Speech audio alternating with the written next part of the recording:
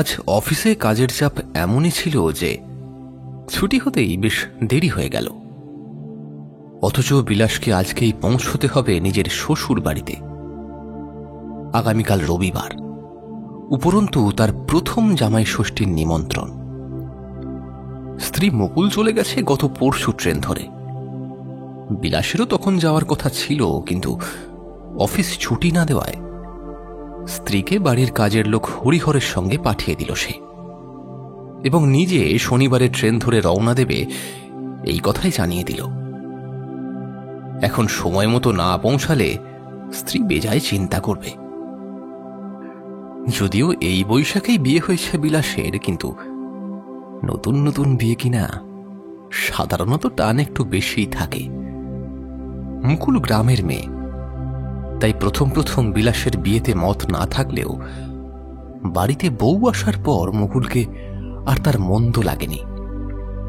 মুকুল খুব কম কথা বলে, এবং যেটুকু বলে খুব ভেবে চিনতে বলে, তাই বিলাসের মায়ের সঙ্গেও কোনোদিন বিবাদ লাগেনি। মুকুলের সঙ্গে সংসার করে বিলাস একটা কথা খুব ভালো মতোই বুঝেছে, বুদ্ধিশুদ্ধির সঙ্গে পড়াশোনার কোনো সম্পর্কই নেই। মুকুল কাগজ কলম সেভাবে না ধরলেও তার বাস্তব জ্ঞান আছে প্রচুর। কে বলবে মেয়েটার বয়স মাত্র 18। বিকেল 5টা ট্রেন ধরার পরিকল্পনা ছিল বিলাসের, কিন্তু ধর্মতলা থেকে সে যখন হাওড়ার দিকে রওনা দিল তখন ঘড়ির কাঁটা 6:30 ছুঁই ছুঁই। আজ আবার সকাল থেকে মেঘ গুড়গুড় করছে। আকাশও কালো হয়ে সম্পূর্ণ শহরের উপর যেন এক ধূসর বর্ণের চাদর বিছিয়ে দিয়েছে। হাওড়া স্টেশনে পৌঁছে টিকিট কাউন্টারের সামনে দাঁড়িয়ে বোঝা গেল ভিড়ে ঠাসা স্টেশন কাকে বলে। সবাই হয়তো আগামীকাল জামাই ষষ্ঠীর জন্যই নয় কলকাতায় আসছে, নয় কলকাতা ছেড়ে যাচ্ছে। হাওড়ায় বাস থেকে নেমেই এক হাঁড়ি রসগোল্লা আর এক হাঁড়ি দই কিনে নিয়েছিল বিলাস।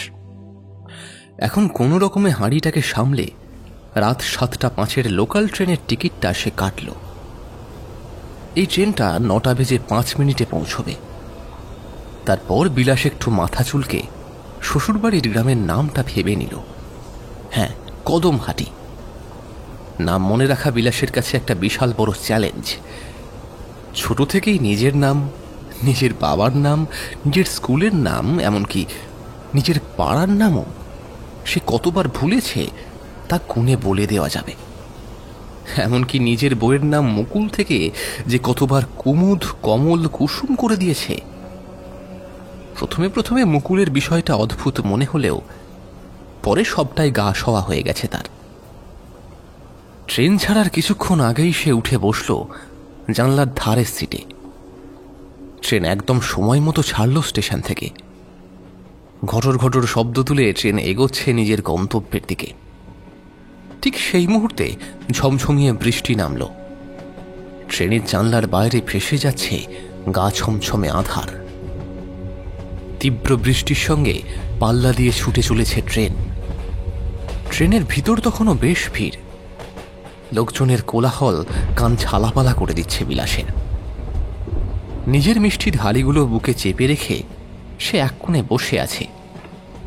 পরের কয়েকটা স্টেশনে ট্রেন থামতে ট্রেন থেকে লোক তো নামলই না, বরং আরো লোক উঠে এলো। বিলাস প্রমাদ গুনল ঠিক সময় মতো সে নামতে পারবে তো কদমহাটিতে। জীবনে প্রথমবার শ্বশুর বাড়ি সে যাচ্ছে। শুনেছে মুকুল খুব বড় বাড়ির মেয়ে। তার ঠাকুরদার বাবা নাকি কোনো এক জমিদারের নায়েব ছিল। সেই জমিদারের কোনো উত্তরপুরুষ না থাকায় সে নিজের সম্পত্তি তার ঠাকুরদার বাবাকে দিয়ে যান। এই রকম এক বাড়ির মেয়েকে বিয়ে করেছে বিলাস। একটু ঠাটবাট না নিয়ে গেলে ইজ্জত থাকবে না। কিন্তু এই ভিড়ে ঠাসা ট্রেনে গলদঘর্ম হয়ে কি ঠাটপাট বজায় থাকে? বোধহয় ঘামের সঙ্গে ইজ্জতটাও ধুয়ে চলে যাচ্ছে। তারপরে এই অদ্ভুত বৃষ্টি হচ্ছে ঠিকই, কিন্তু থামলেই পরিবেশটা যেন আরো গুমোট হয়ে যাচ্ছে। কোনো একটি স্টেশনে ট্রেনটা থামল। বিলাস যা ভেবেছিল তার সম্পূর্ণ উল্টো হলো। এক লহমায় ট্রেনের অর্ধেক লোক খালি হয়ে গেল। সকলেই যেন ওই স্টেশনে নামার জন্য ট্রেনে উঠেছিল। কয়েক মুহূর্ত পরে পুরো কামরাটা যেন হালকা হয়ে এলো, আর হয়তো এই জোনাত্রিশেক যাত্রী পড়ে রইল কামরায়। বিলাস হাঁপ ছেড়ে বাঁচল। মিষ্টির হাঁড়ি দুটো নিজের পাশের খালি সিটে রেখে জানলার বাইরে সে দৃষ্টি নিক্ষেপ করল। তুমি কি হ্যাঁ চা কিভাবে বানাতে হয় জানো না? আমি 30 বছর ধরে চা বানাচ্ছি, কেউ কয় নিয়ে কথা। কেউ কইবে কি করে? এই চা খেলে মুখ থেকে তো কথাই বেরোবে না। আপনি তো দিব্যি কইতাছেন। আমি খেলাধুলা করি, তাই এত সহজে ভিড়মি খাই না। তাই বলতে পারছি এই 3rd ক্লাস চা আমি বাপের জন্মেও খাইনি। বিলাসের চোখটা কেমন যেন ক্লান্তিতে আপন হতেই বুঝে এসেছিল। হঠাৎ ওর কানে একটা তর্কাতর্কির শব্দ ভেসে এলো। শব্দটা বেশ কাছাকাছি হচ্ছে বলেই সে চোখ মেলে তাকাতে বাধ্য হলো। ওর সামনের খালি সিটে সদ্য বসেছেন একজন অপরিচিত লোক। বয়স ওই 30-এর ওপরে, কাঁধে একটা ব্যাগ, পরনে সাদা শার্ট আর কালো প্যান্ট, বেশ বলশালী চেহারা তার। সেই জানলা দিয়ে এক চাওয়ালার সঙ্গে বচসা জুড়েছে। আর ভেজার ভেজার না করে টাকাখানা ছাড়ুন দেখি। টাকা একটা কানা করিও দেবো না, আর চা তো আমি খেতেই পারলাম না, তোমার সামনে ফেলে দিলাম। কিসের টাকা তাহলে? সে আপনি যাই করুন, একটা টাকা তো আমাকে দিতেই হবে। 1 টাকা? আগে দুধ চিনি দেওয়া চা 1 টাকা দাম হবে তো বটেই। না ছিল চায়ের পাতা, না ছিল দুধ, আর চিনির জায়গায় বিট নুন, এরপরেও 1 টাকা কিসের? হ্যাঁ, বরং লোক ঠকানোর অপরাধে তোমাকে জেলে দেওয়া উচিত। একসময় ট্রেনটা চলতে শুরু করলো। লোকটা নিজের পকেট থেকে একটা টাকা বের করে চাওলাকে দিয়ে বলল, গরিব মানুষ তাই টাকা দিয়ে দিচ্ছি, কিন্তু এভাবে আর লোক ঠকিও না, ঠিক আছে? ওপরে গিয়ে কিন্তু ছোট থেকে ছোট অন্যায়েরও হিসাব দিতে হয়। চাওলা টাকাটা নিয়ে গজগজ করতে করতে সরে গেল। ঝগড়ার রেশ মিলিয়ে গেল প্ল্যাটফর্মের কোলাহলের সঙ্গেই। ট্রেনটা আবার শোঁ করে ছেড়ে দিল স্টেশন থেকে। বিলাস একবার ঘড়িটা দেখল, ঠিক রাত 8টা। আর ঘণ্টাখানেক অপেক্ষা, তারপরেই তার জামাই আদর হবে। মৃদু একটা হাসি ফুটে উঠল বিলাসের ঠোঁটের কোণায়। হঠাৎই সেই অপরিচিত ভদ্রলোক বিলাসের দিকে তাকিয়ে কণ্ঠে একরাশ বিরক্তি নিয়ে বলল, এই চাওয়ালাটা একেবারে জলের মতো চা দিয়েছিল, তাও মানিনি দাম, বিশ্বাস করুন। বাড়ির মতো চা তো আর স্টেশনে পাওয়া যাবে না, কিন্তু তা বলে দুধ চায় বিট নুন দেওয়া কি কখনো মানা যায়? বিলাস হাসল। ভদ্রলোক প্রশ্ন করল, তা কোথায় যাওয়া হচ্ছে? শ্বশুরবাড়ি? ইয়ে মানে আপনি কি করে? হতবাক হলো বিলাস। ভদ্রলোক বিলাসের পাশে রাখা মিষ্টির হাঁড়িগুলো দেখিয়ে বলল, ওই যে ওগুলো দেখে মনে হলো। ও তাই বলুন। হ্যাঁ হ্যাঁ, ওই আর কি। আপনি কোথায় চললেন? হ্যাঁ, আমিও তাই, শ্বশুরবাড়ি। তবে আমার হাতে মিষ্টি মিষ্টি নেই ভাই, এক সময় অনেক করেছি। 10 বছর পর এসব আর আসে না। আপনার নিশ্চয়ই সবে বিয়ে হয়েছে? আগে এই বৈশাখে। ওই বাবা, আপনি তো মশাই দেখছি টাটকা জামাই। তো যাচ্ছেন কোথায়, মানে জায়গাটা কোথায়? বিলাস উত্তরটা দিতে গিয়ে আবার ভ্যাবা চাকা খেল। আবার ভুলে গেল নাকি সে? না না, তার মনে আছে। সে হাসতে হাসতে বলল, আগে কদমহাটি। হ্যাঁ, কদমহাটি? তা বটে, কদম বাগানের আগের স্টপেজই তো কদমহাটি। আমি যাব ওই কদম বাগানে, আপনার পরের স্টপেজে। ততক্ষণে বিলাসের মনে ধাঁধা লেগে গেছে। কদম হাটি নাকি কদম বাগান? মুকুলের বাড়িটা ঠিক কোথায় যেন বলেছিল, তার মনে পড়ছে না। বিলাসের কপালে ভাঁজ দেখে ভদ্রলোক প্রশ্ন করল, কি হলো, শরীর টরীর খারাপ লাগছে নাকি? বিলাসের কপালে বিন্দু বিন্দু ঘাম জমে উঠল। সে পকেট থেকে রুমালটা বের করে ঘাম মুছে বলল, আসলে আমি নিজেও গুলিয়ে ফেললাম। কদমহাটি তো মনে হচ্ছে বলেছিল আমার স্ত্রী। কি যে বলেন মশাই, আপনি মিষ্টি মিষ্টি নিয়ে শ্বশুরবাড়ি যাচ্ছেন, কিন্তু শ্বশুরবাড়িটা কোথায় এটাই মনে নেই। বিয়ের সময় তো এসেছিলেন, আজ আর মনে পড়ছে না? না না, বিয়ে তো কলকাতা থেকেই হয়েছিল। আসলে আমার স্ত্রী জ্যাঠামশাই থাকেন কলকাতায়, তার বাড়ি থেকেই আমাদের বিয়েটা হয়। ওখানেই অষ্টমঙ্গলা হয়েছিল।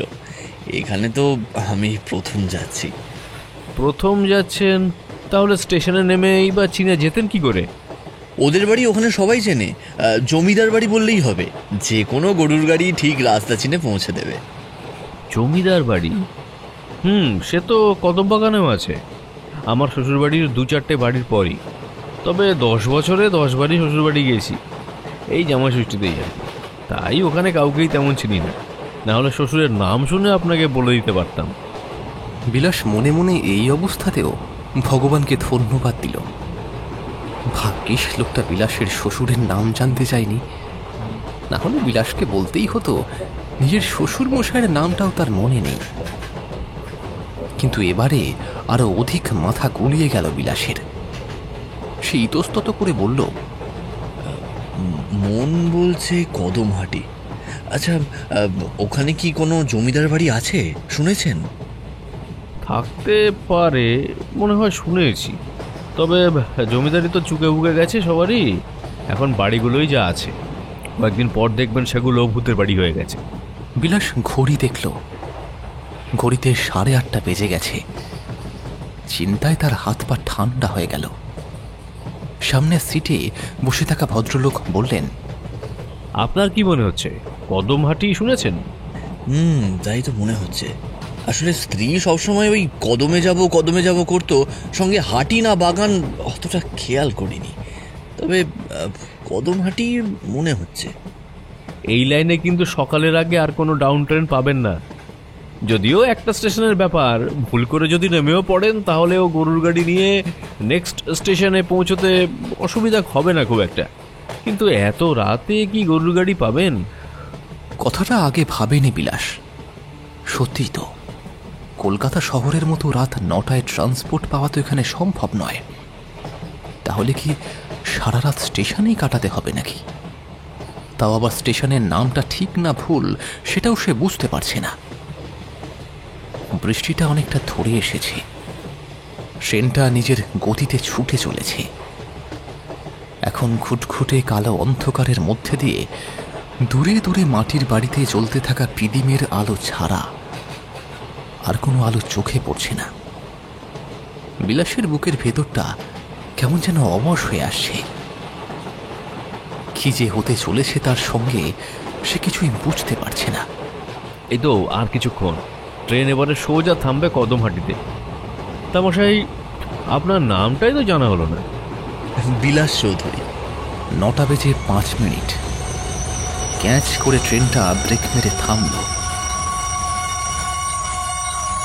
বিলাসের দৃষ্টি পড়ল প্ল্যাটফর্মে টাঙানো হলুদ বোর্ডটার দিকে। সেখানে নীলকালিতে লেখা আছে কদমহাটি। মিষ্টির হাঁড়িগুলো তুলে নিয়ে সামনে বসে থাকা ভদ্রলোকের দিকে তাকিয়ে মৃদু একটা হাসি দিয়ে বিলাস নেমে পড়ল সেই স্টেশনে। ভদ্রলোক জানলা দিয়ে চিৎকার করে বলল, সাবধানে সাবধানে। ট্রেন সঙ্গে সঙ্গে স্টেশন ছেড়ে পুনরায় রওনা দিল। সম্পূর্ণ ফাঁকা স্টেশনটায় আর একজন মানুষও তার সঙ্গে নামেনি। দূরে মিটমিট করে একটা বাতি জ্বলছে। বৃষ্টি পড়ছে না ঠিকই, কিন্তু ঠান্ডা স্যাঁতস্যাঁতে হাওয়া বয়ে চলেছে অনবরত। আলো আঁধারে প্ল্যাটফর্মে একজন মানুষ তো দূরে থাক, একটা কুকুর পর্যন্ত নেই। তবুও এখানে দাঁড়িয়ে থেকে তো আর কোনো লাভ নেই। একবার বাইরে বেরিয়ে কোনো গাড়ি ঘোড়া নজরে পড়লেও সামান্য সাহায্য আশা করা যাবে।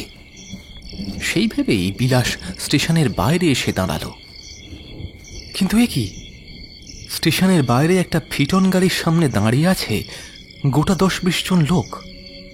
কারো হাতে ঢাক, কারো হাতে খুঞ্জনি, কারো হাতে সানাই, আবার কারো হাতে ঢোল কাঁসর ঘণ্টা। বিলাসকে দেখা মাত্রই যে যার বাজনা বাজাতে শুরু করলো। একজন হঠাৎ এগিয়ে এসে বিলাসের গলায় একটা মোটা মালা পরিয়ে দিয়ে প্রণাম করল। বিলাস নমস্কার করার কথা ভুলেই গেল। একজন লম্বা মতো মাঝবয়সী ভদ্রলোক তার দিকে এগিয়ে এসে বললেন, জামাই, তা তো দেরি হলো যে। জামাই মানে বিলাস ঠিকই এসেছে। অযথাই ভয় পেয়ে সে নিজের রক্তচাপ বাড়াচ্ছিল। গরুর গাড়ি থাকবে না বলেই ফিটন গাড়ি নিয়ে তাকে নিতে এসেছে শ্বশুরবাড়ির লোকেরা। মুকুলকে এতটাও অবস্থাপন্ন বলে মনে করেনি সে। অশিক্ষিত মেয়ে বলে সে মনে মনে নিজের স্ত্রীকে পেঁচায় হ্যাটা করত। এখন মনে মনে নিজেকেই ধিক্কার জানায় বিলাস। শেষে সামনে দাঁড়ানো লোকটির পায়ে হাত দিয়ে প্রণাম করতে গেলে সে রীতিমতো লাফিয়ে 3 পা পেছিয়ে গিয়ে বললেন, আরে আরে কি করছেন জামাই? আপনি আমার পায়ে হাত দেবেন না, আমি সাধারণ সেবক। আচ্ছা তাড়াতাড়ি চলুন, ওদিকে আবার আপনার শ্বশুর শাশুড়ি আপনার জন্য অপেক্ষা করছেন। তবে আপনার কিন্নি তো আপনার চিন্তায় চিন্তায় নাওয়া খাওয়া ভুলেছেন একেবারে।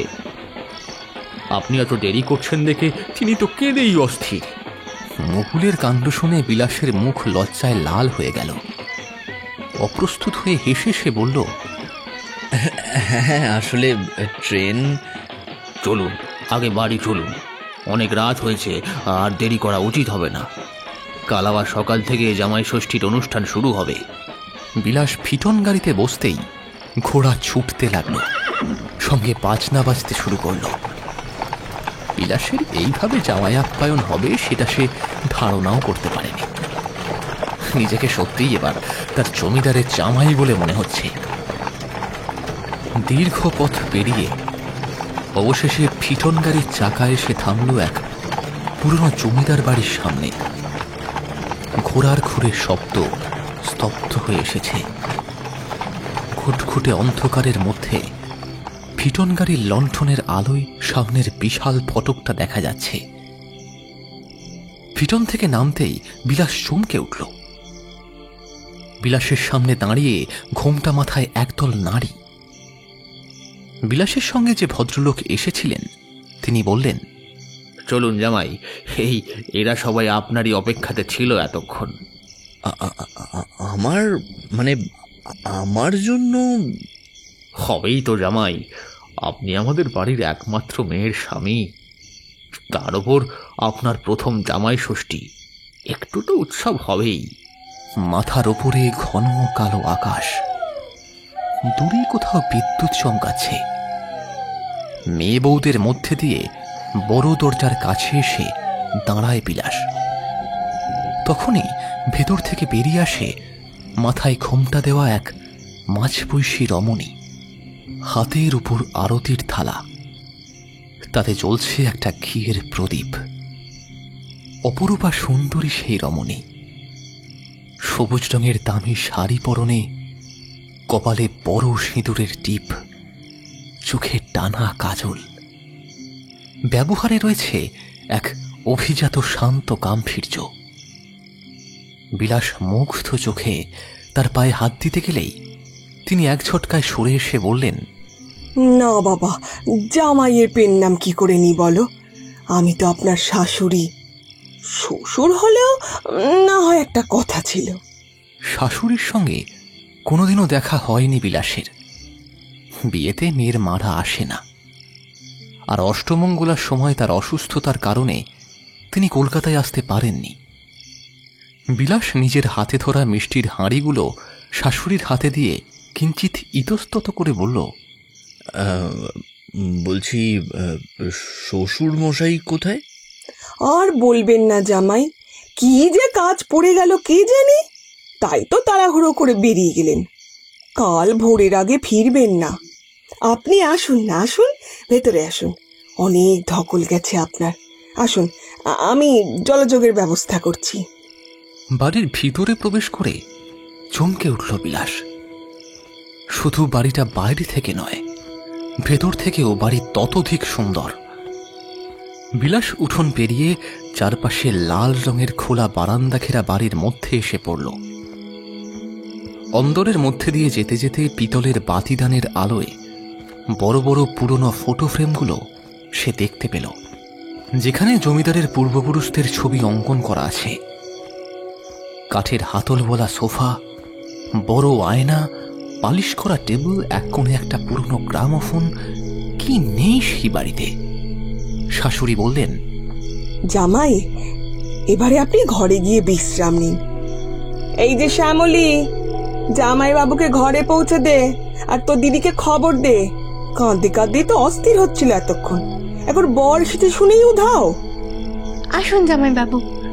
শ্যামলী 14-15 বছরের একটি কাজের মেয়ে। হাতে হ্যারিকেন নিয়ে বলে সিঁড়ির দিকে সে এগিয়ে গেল। বিলাস তার পেছন পেছন ধীরে ধীরে এগিয়ে যাচ্ছিল অন্তরের দিকে। একটি বিশাল ঘরের সামনে এসে শ্যামলী থেমে গেল। বিলাস সেই ঘরে প্রবেশ করতেই মেয়েটি প্রস্থান করল। ওই ঘরের আয়তন বিশাল। চৌকাঠ পেরিয়ে ঢুকতেই হ্যারিকেনের আলোয় সে দেখতে পেল ভিতরের সাজসজ্জা। বড় কাঠের পালঙ্ক, টেবিলের উপরে পিতলের জগ, কাঠের তৈরি একটা বিশাল আলমারি, মাথার উপরে টানা পাখা। ঘরের সর্বত্রই মোমবাতির হোল্ডারে মোমবাতি জ্বলছে।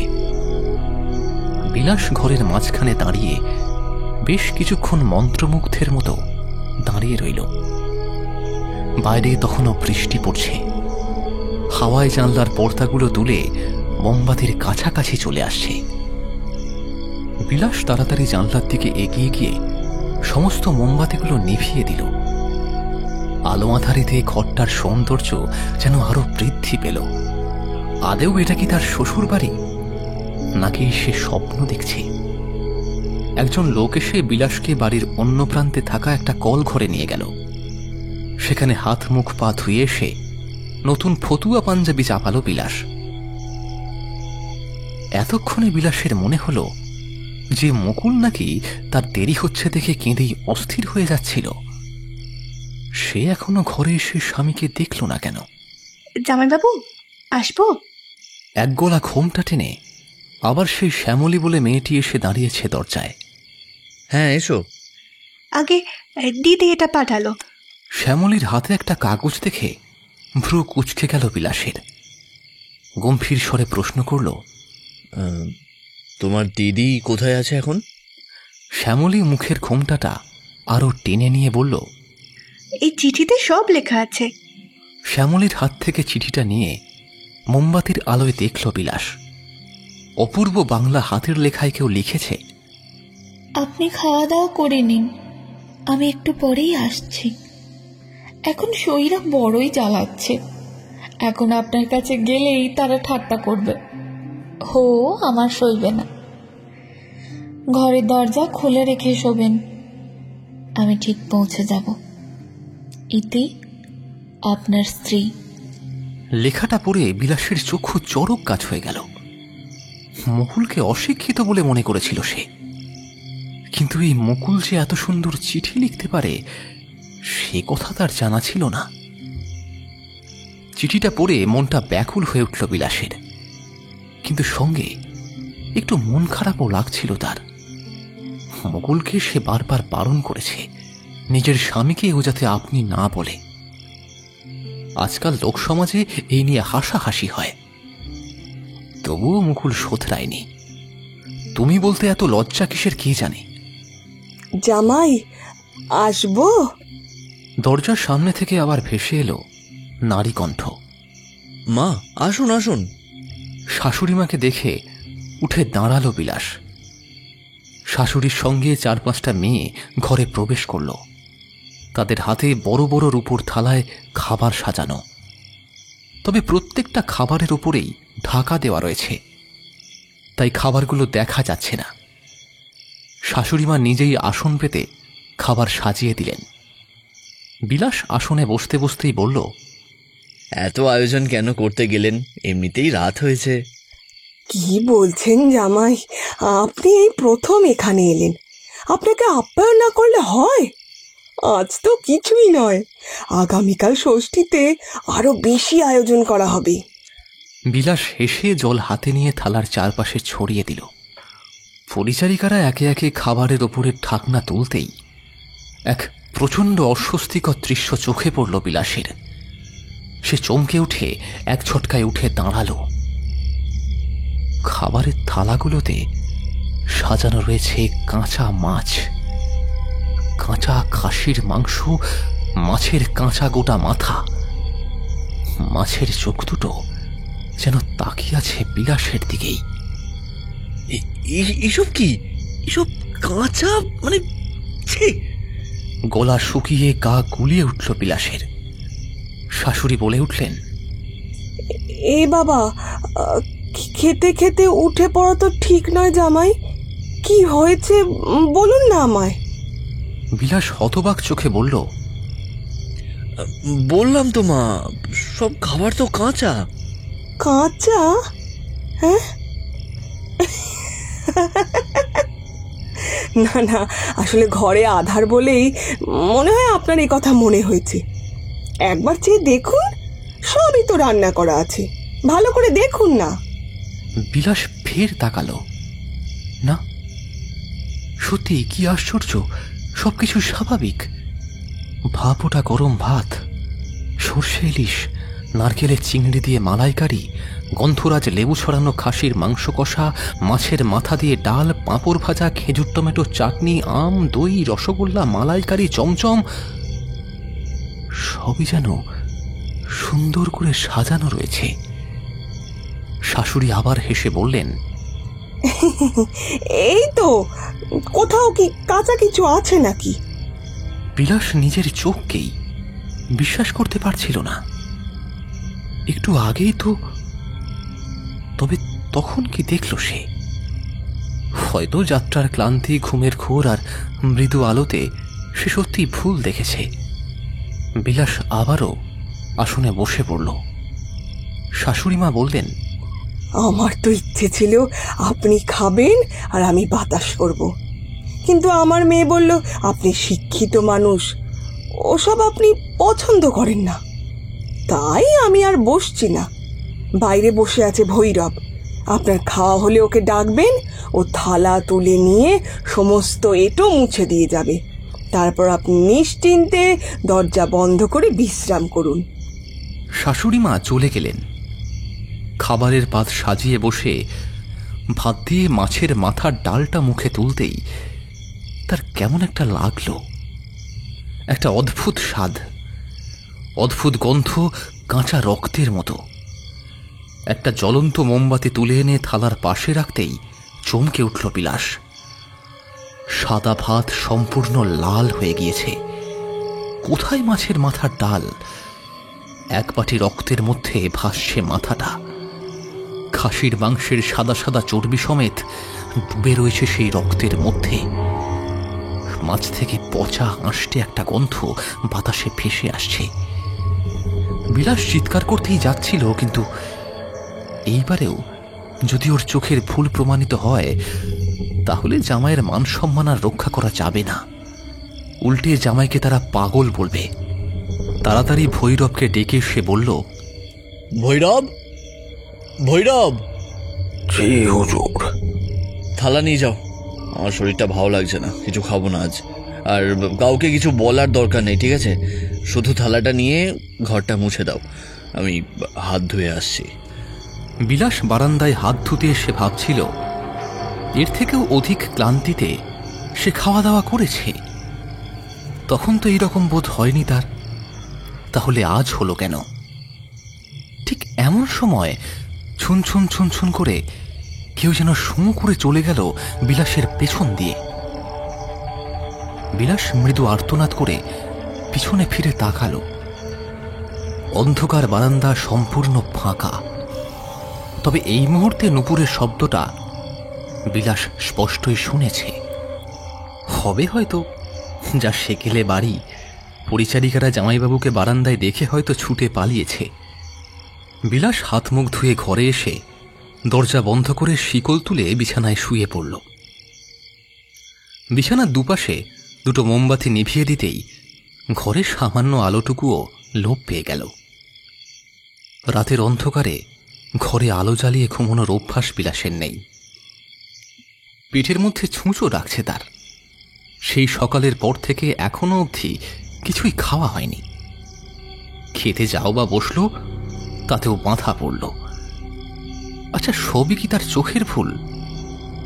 এই বাড়িতে ঢুকে থেকে তার মনে হচ্ছে সে যেন প্রায় 70-80 বছর পিছিয়ে গেছে। মুকুলকে তো দেখে এতটাও সেকেলে বলে মনে হয় না।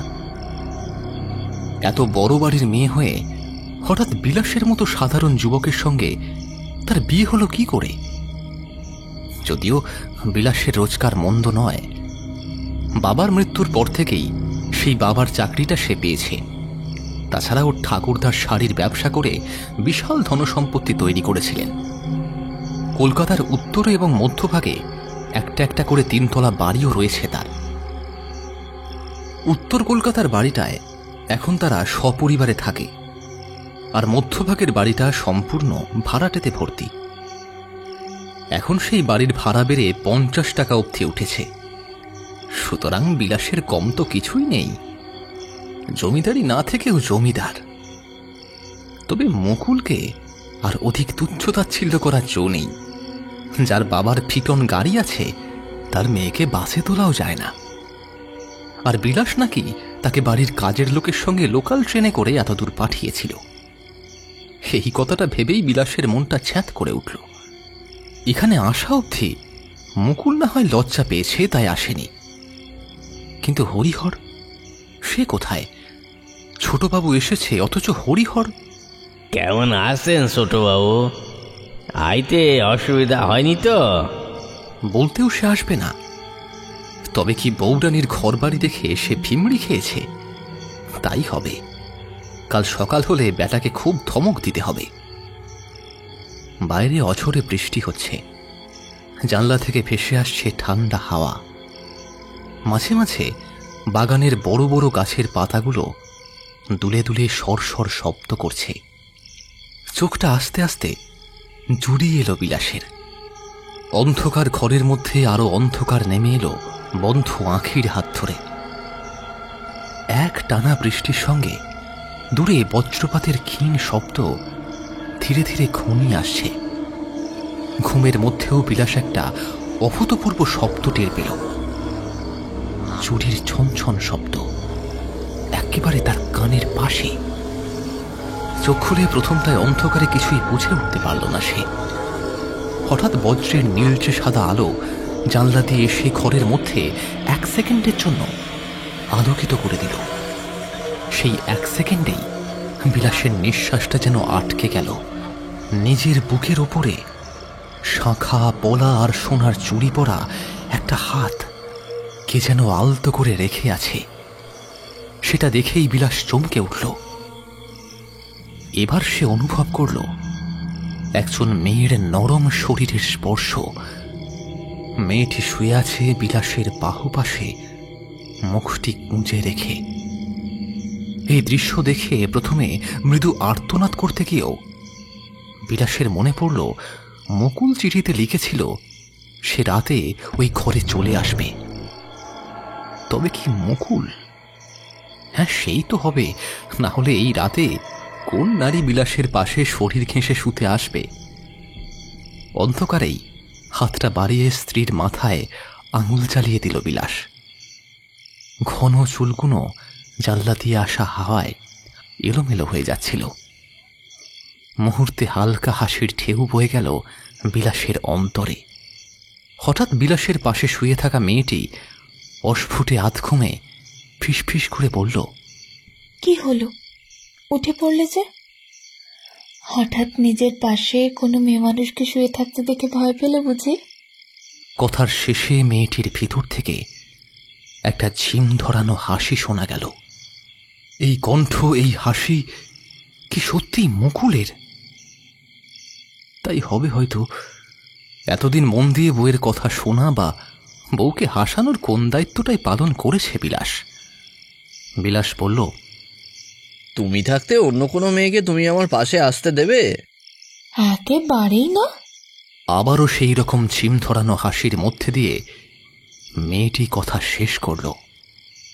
বিলাস প্রশ্ন করল, আমার কি মনে হচ্ছে যেন? কি? হাসবে না তো? না গো না। মনে হচ্ছে এই বাড়িতে আমি ছাড়া যেন যেন আর কেউই জীবিত নেই। ঠিকই বলেছ। কথাটা বলে মেয়েটি বিলাসের বুকের উপর নিজের মুখটি তুলে রাখল। বিলাসের মনে পড়ল ঘরে ঢুকে সে ভুল করেই দরজাটায় শিকল তুলে দিয়েছিল। তাহলে এই মেয়ে ভিতরে এলো কি করে? সেই সময় ভীষণ গর্জনের সঙ্গে বিদ্যুতের ঝলক পুনরায় খেলে গেল সেই ঘরটার মধ্যে।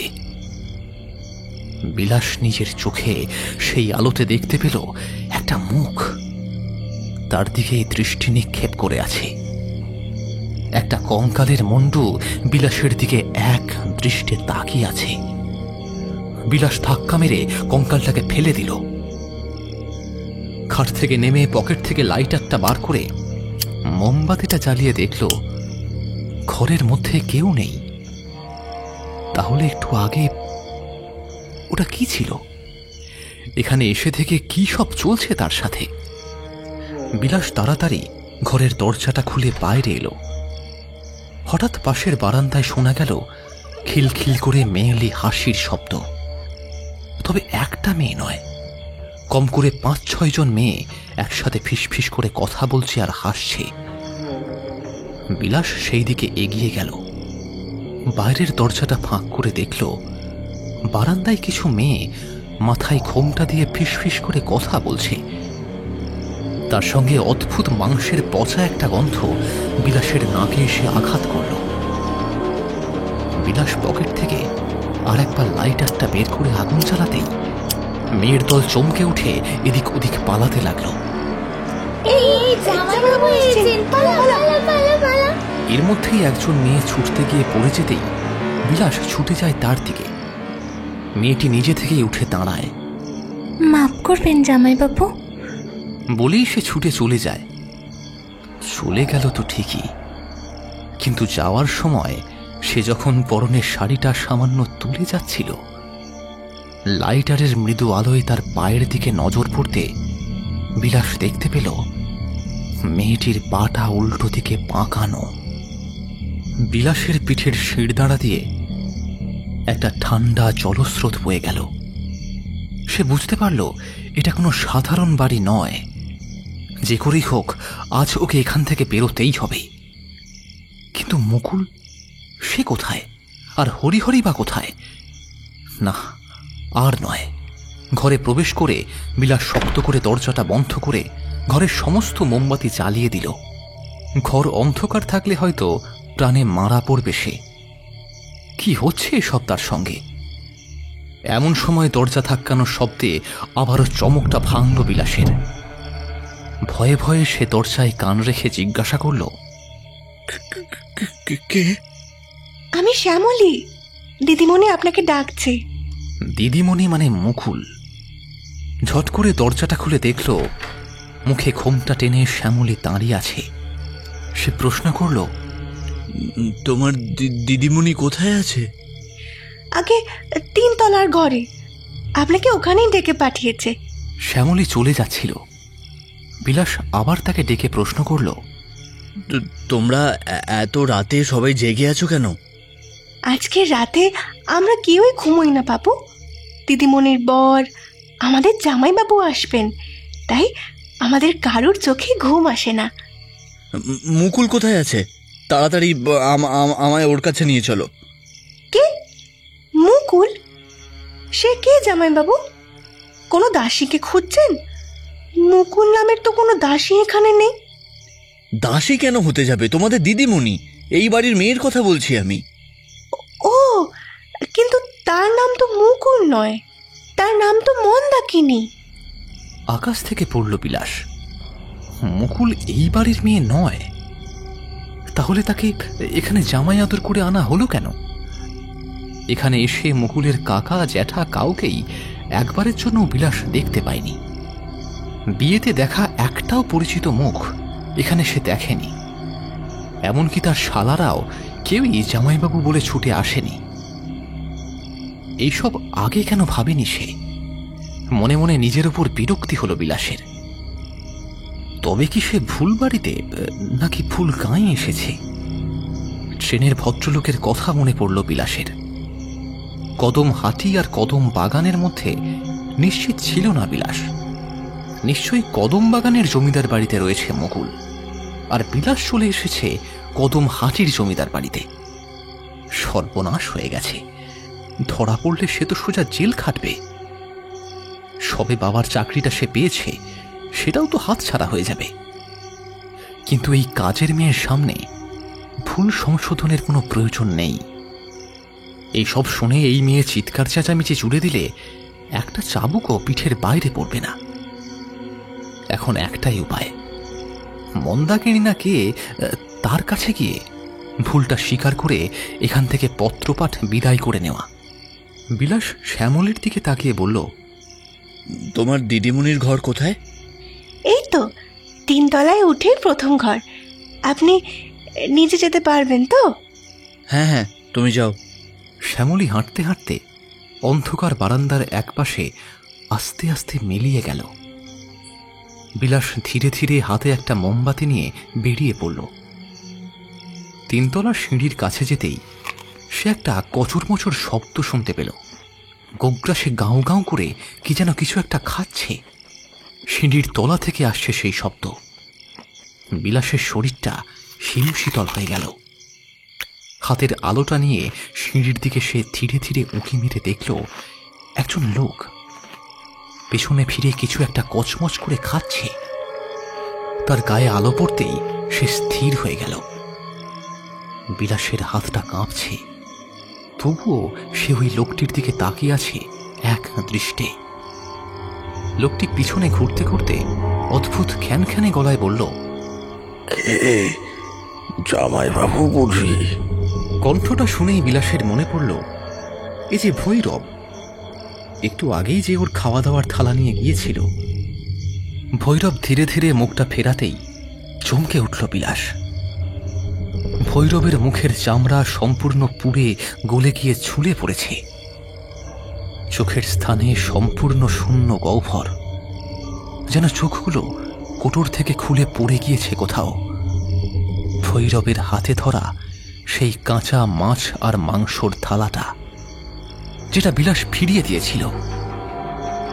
এত ভয়ানক মুখ নিয়ে ভৈরব নিজের ভয়ঙ্কর কণ্ঠ অথচ কাতরভাবে বলে উঠল, আপনি তো বললেন যে আপনি আর খাবেন না, इसलिए আমি খেয়ে নিয়েছি।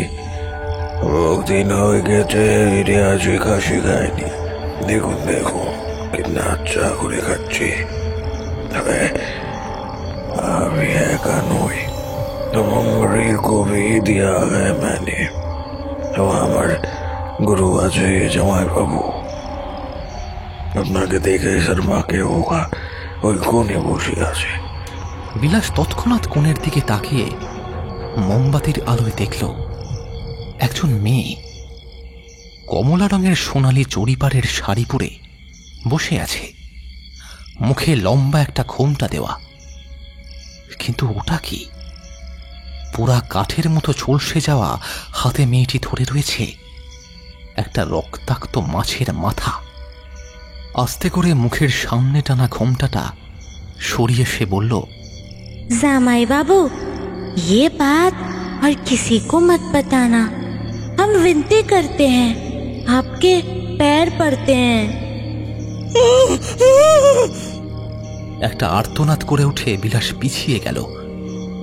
মেয়েটি অনুরোধ করে মাথাটা নিচে ঝোঁকাতেই মুন্ডুটা খুলে গোড়াতে গোড়াতে বিলাসের পায়ের কাছে গিয়ে পড়ল। বিলাস আতঙ্কিত হয়ে আর্তনাদ করে উঠতেই ভৈরব বলে উঠল, अरे बाबू डरिए मत, ये तो होता ही है हमेशा। আমি ঠিক করে দিচ্ছি, চিন্তা নেই। বলেই ভৈরব উঠে মুঙ্গরির মাথাটা তুলে নিয়ে ওর ধরে বসিয়ে দিল। তারপরে স্ত্রীকে ধমক দিয়ে বলল, कितनी बार हमने बोला है कि आपने मुंडो संभाल के रखे, लेकिन नहीं, बात नहीं सुननी है तुमको। लो अभी घूंघाट उड़ा लो, जमाई बाबू यहाँ पे पड़ी है। মুঙ্গরি তাড়াতাড়ি ঘোমটা দিয়ে নিজের ঝলসানো মুখটা ঢাকা দিল। বিলাসের মাথায় যেন ইতিমধ্যে কেউ হাতুড়ি পিটছে। বুকের ভেতরটা হাঁপড়ের মতো ওঠানামা করছে। ভৈরব আর তার বউ আর কোনো দিকে না তাকিয়ে বাকি কাঁচা খাবারটা আত্মসাৎ করছে। বিলাস ধীরে ধীরে সিঁড়ির দিকে গেল। না, 3 তলায় সিঁড়ির দিকে নয়, 1 তলায় নামার সিঁড়ি দিয়ে সে নেমে পড়ল। আর এক মুহূর্ত এই বাড়িতে সে থাকবে না। এই বাড়ির মধ্যে কে মানুষ কে আত্মা কিছুই বোঝা যাচ্ছে না। জিনিসপত্র যা আছে সব থাক, নিজের প্রাণ হাতে নিয়ে এই বাড়ি ছেড়ে বেরোতে পারলেই ঠের। একতলায় নেমে বাসনপত্রের শব্দ আর বেশ উচ্চস্বরে কথাবার্তার শব্দ শুনতে পেল বিলাস। অত্যন্ত স্বাভাবিক এবং ব্যস্ত কণ্ঠস্বর। তারা বলছে, কাল শুক্তো করতে হবে তো? হ্যাঁ, শুধু কি তাই, আরো অনেক রান্না। কাল জামাই ষষ্ঠী বলে কথা। আমাদের জামাই যা যা ভালোবাসে সব রান্না হবে। মাছের ভাজা তো কাল হবে, তাই না? আজ কাতলাটা কাটছি, কাল বাকি মাছ বাজার সরকার থেকে আসবে। এত স্বাভাবিক কথোপকথন ভূতেদের মধ্যে হতে পারে না। নিশ্চয়ই সামনের ঘরটা রান্নাঘর এবং আগামীকাল অনুষ্ঠানের জন্যই প্রস্তুতি চলছে। তবে কি এদের থেকেই সাহায্য নেবে বিলাস? পুরনো জমিদার বাড়িতে নাকি অনেক ভুতুড়ে গল্প থাকে, যারা রাত হলেই নাকি তরতাজা হয়ে ওঠে। মনে হয় সেসব আত্মা আজ বিলাসের চোখে পড়েছে। তারাও জমিদার বাড়ির কালিমালিপ্ত ইতিহাসের অংশ। তাহলে সবাই তো এই রকম হতে পারে না। তাহলে এত বড় বাড়ি সুন্দরভাবে গোছানো সম্ভব হতো না। ভূতেরা কালিঝুলি অপরিষ্কার অপরিচ্ছন্ন বাড়িতেই থাকতে বেশি পছন্দ করে বোধহয়। বিলাস এগিয়ে গেল রান্নাঘরের দিকে। কথোপকথন তখনও কানে ভেসে আসছে বিলাসের। আস্তে আস্তে এগিয়ে বিলাস দরজার সামনে এসে দাঁড়িয়ে ভয়েতে গঙিয়ে উঠল। সামনে দেখল কয়েকজন উনুন জ্বালিয়ে নিজেদের মধ্যে গল্প করতে করতে রান্না করছে। কেউ বা একপাশে বস্তা পেতে আনাজ করছে, আবার কেউ একদিকে বড় আঁশ বঁটিতে বিরাট একটা কাতলা মাছ কাটছে। কিন্তু যারা এই কাজ সম্পন্ন করছে তারা তারা কেউই রক্ত মাংসের মানুষ নয়। সাদা সাদা হাড় বিশিষ্ট কঙ্কাল। তারা সবাই ওর দিকে তাকিয়ে বলে উঠল, এ কি জামাই বাবু, আপনি এখানে? কিছু লাগবে? বিলাস পরিমরি করে ছুটতে লাগলো। হাতের সামনে সিঁড়ি পেয়ে তরতর করে সিঁড়ি পেয়ে হাঁপাতে হাঁপাতে উঠতে লাগলো ওপরে। হাতের মোমবাতিটা অনেকটাই গলে গিয়েছে, আর বেশিক্ষণ হয়তো চলবে না। এ কি জামাই, আপনি এখানে এত রাতে? বিলাসের পেছনে ওই কণ্ঠস্বর শুনে ও চমকে ফিরে তাকিয়ে দেখল ওর সামনে দাঁড়িয়ে রয়েছে তার শাশুড়ি মা। তিনি বললেন, আপনি এত রাতে এখানে? বিলাসের প্রাণপণে কান্না পাচ্ছিল, তবুও সে ঠান্ডা মাথায় নিজেকে সামলে উত্তর দিল, এই তো ঘরে যাচ্ছি, একটু ঘুমোট, আমি যাই। হ্যাঁ, বলেই শাশুড়িমার পাশ কাটিয়ে বিলাস চলে গেল। এতক্ষণে বিলাস বুঝতে পেরেছে এরা কেউই মানুষ নয়। এদের সঙ্গে ভয় পেয়ে নয়, সাধারণভাবে কথা বলেই ওকে এই বাড়ি থেকে বেরোতে হবে। কিছুক্ষণ আগে শাশুড়িমাকে সে দেখেছে, কিন্তু এখন তার মুখের মধ্যে একটা বড়সড় বদল লক্ষ্য করেও সে চুপ করে সেই বদল সহ্য করেছে। উত্তেজিত হয়ে সে আর ভয় পায়নি। আসলে মোমবাতির আলোতে শাশুড়িমার মুখটা আগের মতো দেখালেও চোখের জায়গাটা সম্পূর্ণ সাদা ছিল। অর্থাৎ না, আর সে ভাবতে পারছে না। সামনেই 3 তলার সিঁড়ি, যা হবে দেখা যাবে, এই ভেবেই সে উঠে পড়ল 3 তলায়। নিশুতি রাত, 3 তলার বারান্দাটা অন্ধকার নিঃশব্দ। বৃষ্টির সঙ্গে কান ফাটা বাজের শব্দে সে চমকে উঠল। বারান্দার বাঁ দিকে একটা ঘরে টিম টিম করে কুয়াশার মতো আলো জ্বলছে। সেখান থেকেই ভেসে আসছে একটা নারী কণ্ঠের কান্না। বিলাস ধীরে ধীরে পা ফেলে এগিয়ে গেল সেই ঘরটার দিকে। আরো একটু এগিয়ে গিয়ে সেই ঘরের ভেতরে থাকা মেয়েটির কান্নার সঙ্গে আরো কিছু একটা বাক্য শুনতে পেল বিলাস। মেয়েটি বলছে, আমি কি করলাম ঠাকুর, এত বড় অন্যায়। লোকে জানতে পারলে কোথায় মুখ দেখাবো আমি? লোকে জানলে ছিছি করবে, ছিছি করবে। কি করলাম আমি? দরজা খোলাই ছিল। বিলাস ধীরে ধীরে ঘরে প্রবেশ করল। অসাবধানে দরজার পাশের টেবিলে ঠুক করে একটা শব্দ হতেই ঘরের ভেতরে খাটে বসে থাকা মেয়েটি চমকে উঠে দাঁড়ালো। সেই মেয়েটির মধ্যে কোনো অস্বাভাবিক ভাবই নেই, বরং ছাপোষা গৃহবধূ বললেই চলে।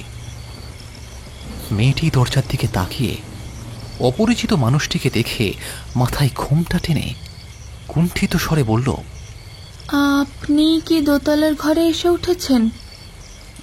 আমি আপনি আমায় চিনবেন না। আসলে একটা ভয়ানক ভুল বোঝাবুঝির জন্য আমি এখানে চলে এসেছি। আমি এই বাড়ির জামাই নই। আসলে আমার স্ত্রীর নাম মুকুল, ও থাকে কদম বাগানের জমিদার বাড়িতে। আমি ভুল করে কদম হাটিতে নেমে পড়েছিলাম, আর তারপর এই বাড়ির সদস্যরা আমার স্টেশন থেকে এই বাড়িতে নিয়ে এসেছেন।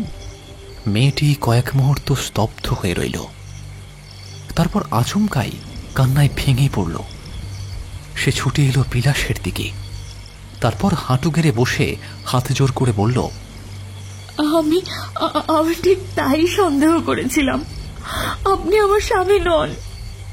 দয়া করে আপনি এই কথা কাউকে বলবেন না। আজ রাতে যা হয়েছে যদি কেউ জানতে পারে আমার সব শেষ হয়ে যাবে। আমার মান সম্মান সব শেষ হয়ে যাবে। আমার সব শেষ হয়ে যাবে। দেখুন, আমি আপনার বাড়ির সমস্ত মানুষদের সব প্রেতাত্মাদের দেখে নিয়েছি। আমার এইটুকু সময় যদি এই অবস্থা হয়, তাহলে আপনার যে কি অবস্থা হয়েছে তা আমি বুঝতে পারছি।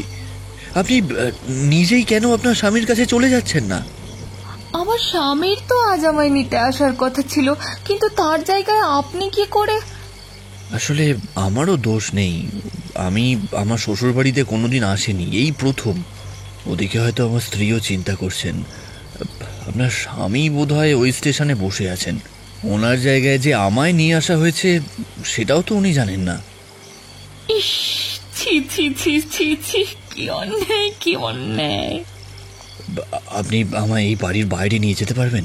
তাহলে আমি স্টেশনে গিয়ে আপনার স্বামীকে এখানে পাঠিয়ে দিতে পারবো। বেশ, তাই হবে। আপনি আমাদের ফিটনে বসেই রওনা দিন। ফিটন? ফিটন যে চালাবে সে মানুষ তো? আগে না না, ঠিক আছে। আপনি আগে আমায় বাড়ি থেকে বের করুন। সত্যি বলতে এত বড় বাড়িতে আমি বাইরে বেরোনোর পথ হারিয়ে ফেলেছি। আসুন আমার সঙ্গে। মেয়েটি বিলাসকে নিয়ে 3 তলা থেকে নামতেই ওদের সামনে এসে থামল শ্যামলী। দিদিমণি, আপনি কোথায় যাচ্ছেন, তাও আবার এত রাতে? উফ, মুখ পুরি, এত জোরে কথা বলিস না। আমি এই ভদ্রলোককে ফিটনে চাপাতে যাচ্ছি। এ কি বলছেন দিদিমণি? ইনি যে আপনার স্বামী। না, ইনি আমার স্বামী নন। এনাকে ভুল করে এই বাড়িতে আনা হয়েছে।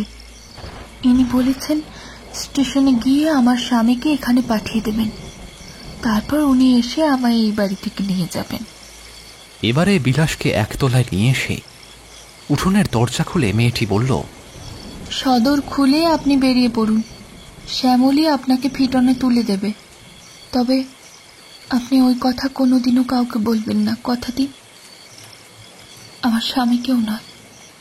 আপনি নিজে আমায় এই নরককুণ্ড থেকে বের করছেন। আপনি চিন্তা করবেন না, আমি কাউকে বলবো না যে এই বাড়িটা আসলে একটা ভূতের বাড়ি। আমি সত্যিই বুঝতে পারছি না আপনি বা আপনার মতো মানুষ এই বাড়িতে থাকেন কি করে।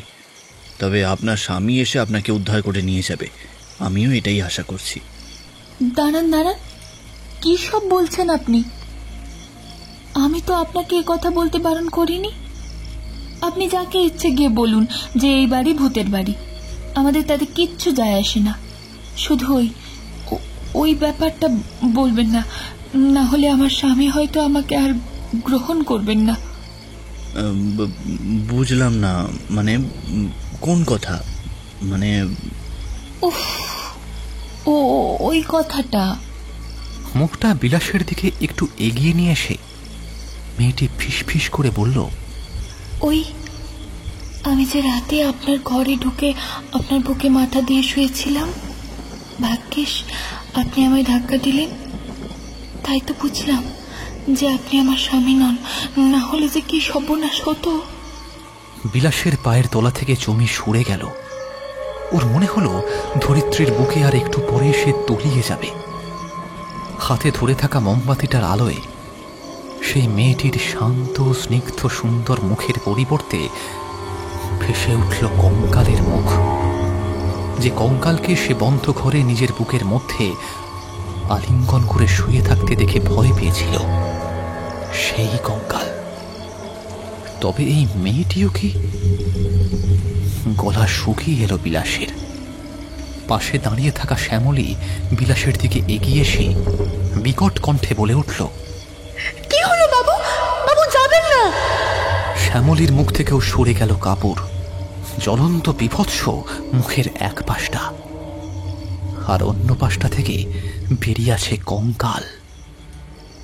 বিলাসের কম্পিত হাত থেকে মোমবাতির হোল্ডার সমেত সেটা পুরো নিভে গেল।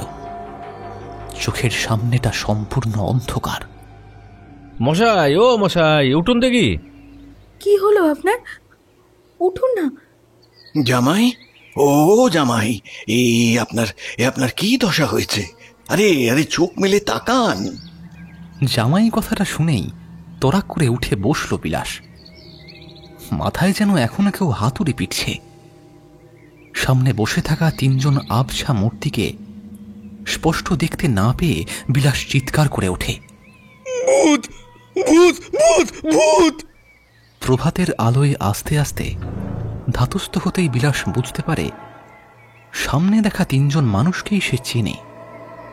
একজন মুকুল, আর একজন মুকুলের বাবা, আর তৃতীয় জন ট্রেনের আলাপি সেই ভদ্রলোক। তিনজনেরই মুখে বিস্ময়ের ছাপ। মুকুল কাঁদো কাঁদো কণ্ঠে বলে উঠল, কি বিপদ ট্রেনে বাঁধিয়ে বসেছিলেন বলুন তো? কদম বাগানের জায়গায় কদমহাটের জমিদার বাড়িতে চলে এলেন। এসে এত অন্ধকার পুরো একটা বাড়ি দেখেও সেই বাড়িতে প্রবেশ করলেন। আপনার কি ভয় ডর বলে কিছু নেই? তার উপর দিব্যি এই ভাঙাচোরা উঠোনে বৃষ্টির মধ্যে নাক ডেকে ঘুমোচ্ছেন। বাড়িতে যে একটা বউ আছে সে খেয়াল আছে আপনার? ভাগ্যিস পরিমলদার সাথে আলাপ হয়েছিল, না হলে তো জানতেই পারতাম না আপনি কোথায় আছেন। বিলাস আশেপাশে চেয়ে দেখল, কোথায় সেই জাঁকজমকপূর্ণ জমিদার বাড়ি? পুরোটাই তো ধ্বংস হয়ে পড়ে আছে। এই নোংরা বাড়ির উঠোনের একপাশে ভাঙা কাঠ আর কড়িবর্গার মাঝে সে বসে আছে। উঠোন এখনো ভিজে, সম্ভবত একটু আগেই বৃষ্টি থেমেছে। ট্রেনে দেখা সেই ভদ্রলোক বলে উঠল, আরে মশাই, আমি পরিমল। আপনি তো কাল নেমে চলে গেলেন। আমিও কদম বাগানে আমার শ্বশুরবাড়িতে পৌঁছালাম। তখন রাত প্রায় 3টে। চেঁচামেচিতে ঘুম ভাঙল। স্ত্রী বাইরে গিয়ে জেনে ঘরে এসে বসতেই আমি জিজ্ঞাসা করলাম যে কি হয়েছে গো, এত চেঁচামেচি কিসের? আর বলো না, মিত্তিরদের জামাই উদাও হয়েছে। কে মিত্তির? উফ, আমাদের দুটো বাড়ি পরে যারা থাকে জমিদার বাড়ি কো। আরে যার মেয়ের বিয়ে হলো না কলকাতায়, আমরা গেলাম। তোমার শরীর খারাপ ছিল বলে গেলে না? হ্যাঁ হ্যাঁ, সেই মেয়ের তো কিছুদিন আগেই বিয়ে হয়ে গেছে। হ্যাঁ, এই ওদের প্রথম জামাই ষষ্ঠী। জামাইয়ের অনেক আগে চলে আসার কথা, কিন্তু আসেনি। বেচারা একা কলকাতা থেকে ট্রেন ধরেছিল, কিন্তু এত রাত হয়ে গেল দেখে মিত্তিররা স্টেশনে গিয়ে দেখলো স্টেশন পুরো ফাঁকা। আজকাল ট্রেনে কত দুর্ঘটনা হয় তা তো জানোই। বেচারা মুকুলটা স্বামীর জন্য কেঁদে কেঁদে অস্থির। দাঁড়াও, মুকুল নাকি? তার বরের নাম কি বলো তো? আমারও তো মনে নেই। চলো। কোথায়? মিত্তিরদের বাড়িতে। সম্ভবত আমি জানি তাদের জামাই এখন কোথায়। ব্যাস, ওদের বাড়ি গিয়ে আপনার নাম শুনেই ধরে ফেললাম। তা মশাই, আপনি একটা খেল দেখালেন বটে। হ্যাঁ, নিজের শ্বশুরবাড়ির গায়ের নাম ভুলে মেরে দিলেন, আবার রাত দুপুরে স্টেশনে ফিরবেন না বলে এই ভূতের বাড়িতে রাত কাটালেন। ভূত? বিলাস এতক্ষণে কথা বলল। শ্বশুরমশাই বললেন, হ্যাঁ, মানে এই কথা না খুব একটা কেউ জানে না। এখানে আস্তে আস্তেই আমি পরিমলকে এই জমিদার বাড়ির গল্প বলছিলাম। একসময় এই জমিদার বাড়ির খুব নাম ডাক ছিল, কিন্তু এই বাড়ি রাতারাতি ধ্বংস হয়ে যায়। ধ্বংস? মানে কি কি করে? মুখে একটা শব্দ করে দুপাশে মাথা নাড়িয়ে আফসোসের সুরেই শ্বশুরমশাই বলে উঠলেন, এই বাড়ির এক মর্মান্তিক অতীত আছে জামাই। সেই সময় ওই কদমহাটি জমিদার রাধামোহন রায়, তার একমাত্র কন্যা ছিল মন্দাকিনী। যেমন সুন্দরী তেমনি লাজুক ও নরম স্বভাবের মেয়ে। সে বছর ওই বৈশাখে মেয়েটির বিয়ে হয় এখান থেকে বেশ অনেক দূরের এক জমিদার বাড়িতে। সেই জমিদারের একমাত্র ছেলে ছিলেন বিশাল বড় ব্যারিস্টার। তিনি কলকাতা থেকে ওই জামাই ষষ্ঠীর জন্য রওনা দিলেন। বিয়ের পরের প্রথম ষষ্ঠী। কিন্তু কিন্তু ভাগ্যের কি অদ্ভুত পরিহাস! শ্বশুরমশাই বারবার আফসোস করতে করতে চুপ করে যাওয়ায় বিলাস প্রচণ্ড বিরক্ত হয়ে বলল, দয়া করে পুরো বিষয়টি একটু তাড়াতাড়ি বলবেন। হ্যাঁ হ্যাঁ, তো জামাই হলো কি, সেই বছরের জামাই ষষ্ঠীর বিশাল আয়োজন হয়েছিল এই বাড়িতে। জামাইয়ের আসার কথা ষষ্ঠীর আগের দিন, কিন্তু জামাই আর আসে না। দুপুর গড়িয়ে বিকেল, বিকেল থেকে সন্ধে, সন্ধে থেকে রাত, কিন্তু জামাই বাবাজির পাত্তা নেই। মন্দাকিনী কান্নাকাটি জুড়ে দিল। সেই দিন ঘটনাচক্রে সেরেস্তার কাজে জমিদার মশাই বাড়ি ছিলেন না। জমিদার গিন্নি মেয়ের কান্না দেখে নায়েব মশাইকে ফিটন গাড়িতে বসিয়ে স্টেশনে পাঠালো। তারা খবর আনলো মালগাড়ি লাইনচ্যুত হয়েছে বলে কলকাতা থেকে কোনো ট্রেন আজ এদিকে আসবে না। এই খবর শুনে সকলেই খুব নিশ্চিন্ত হয়ে ঘুমোতে গেল। রাত তখন প্রায় 10:30। হঠাৎ জমিদার বাড়িতে রব উঠল। আগুন আগুন আগুন লেগেছে। কেউ কেউ কিছু বুঝে ওঠার আগেই ওই গোয়াল ঘর, রান্নাঘর আর ওই পেছনের গুদাম থেকে আগুনের লেলিহান শিখা ঝাঁপিয়ে পড়ল পুরো দালানে। তেলের হাঁড়ি, কাঠের চালা, শুকনো খড়কুটো সব যেন আগুনের খোরাক হয়ে গেল মুহূর্তে। এই বাড়ি থেকে বেরোনোর 5টি দরজাই কেউ বাইরে থেকে বন্ধ করে দিয়েছে। সেই দিন হাজার চেষ্টা করেও এই বাড়ির কেউ বাঁচেনি। আগুন ছড়িয়ে পড়ল গোটা জমিদার বাড়িতে। অনেকে সাহস সঞ্চয় করে দোতলা 3 তলার জানলা খুলে ঝাঁপ দিয়েছিল। তার মধ্যেই যারা বেঁচে ছিল এই ঘটনা তাদের মুখেই শোনা। কিন্তু অধিকাংশ মানুষই সেই দিন এই বাড়িতে আটকা পড়ে। দম আটকে তারা আর্তনাদ, চিৎকার, ছোটাছুটি করে। পরদিন ভোরে জমিদার মশাই এসে দেখেছিলেন গোটা বাড়ি পুড়ে কালো হয়ে গেছে। ডজন ডজন পোড়া লাশ বেরোলো বাড়ি থেকে। কে মেয়ে, কে বউ, কে মা, কে বোন, কে ভাই, কাউকে কাউকে তিনি চিনতে পারলেন না। তিনি জানালেন এই কাজ নিশ্চয়ই কোনো শত্রুপক্ষের, তবে সে বিষয়ে যথেষ্ট প্রমাণ পাওয়া যায়নি। এই রকম ভাবে বিভৎস আগুন লাগিয়ে কারা দরজা বন্ধ করে পালালো সেই বিষয় সঠিক কিছুই জানা গেল না। চামড়া পোড়ার গন্ধ ততক্ষণে গোটা গ্রামে ছড়িয়ে পড়েছে। কত বড় ধাক্কা জমিদার মশাই সহ্য করতে না পেরে তিনিও আর বেশি দিন বাঁচলেন না। এরপর থেকে এই জমিদার বাড়ি এভাবেই এখানে পড়ে রইল। বিশ্বাস করুন বিলাসবাবু, আমি এই ঘটনাটা জানতাম না। তাহলে আমি আপনাকে ট্রেনেই বিষয়টা পরিষ্কার করে দিতাম। শ্বশুরমশাই হাত জোর করে মাথায় ঠেকিয়ে বললেন, এখানকার লোকেরা বলে জামাই ষষ্ঠীর আগের রাতে এই পোড়ো বাড়ির ভেতর আলো জ্বলে, ভালো মন্দ খাবারের গন্ধ বেরোয়, ষোড়শী কন্যার কান্নার শব্দ পাওয়া যায়। অনেকে তো একটা ফিটন গাড়িকেও স্টেশনের দিকে যেতে দেখেছে। লোকে বলে আজও নাকি জামাইয়ের আশায় এই বাড়ির অশরীরীরা সেদিন নড়ে চড়ে বসে। তাই এই দিন কেউ সন্ধ্যার পর এই তল্লাটে আসে না। ঈশ্বরের অনেক কৃপা, আপনার কোনো ক্ষতি হয়নি। এবারে মুকুল চোখের জল মুছে বিলাসের হাত ধরে বলল, অনেক হয়েছে, এবারে এই অলক্ষণে জায়গা থেকে বিদায় নেবেন চলুন। সকালের প্রথম আলোয় যখন ঝিমিয়ে পড়া গায়ের ধূসর আকাশটা ভেজা কাপড়ের মতো বিন্যস্ত ছিল, তখন বিলাস গরুর গাড়িতে উঠে বসল। গাড়ি শব্দ করে ভিজে কাদার ওপর দিয়ে এগিয়ে গেল।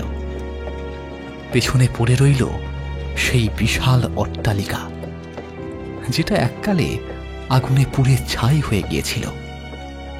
এক রাতের মধ্যেই সেই বাড়ি গিলে ফেলেছিল জমিদার বাড়ির অধিকাংশ মানুষদের। সেই রাতের ভয়াবহ অভিজ্ঞতার কথা বিলাস কোনোদিনও কাউকে বলেনি, অথচ সেই কথাগুলো তার বুকের ভেতরেই রয়ে গেছে, নিমগ্ন, নিঃশব্দ, অমোচনীয় দাগের মতো। এখনো মাঝে মধ্যে গভীর রাতে বাতি নিভে গেলে সে চমকে ওঠে। মনে হয় যেন কারণ নিঃশ্বাস পড়ছে তার কানের ঠিক পাশটাতে।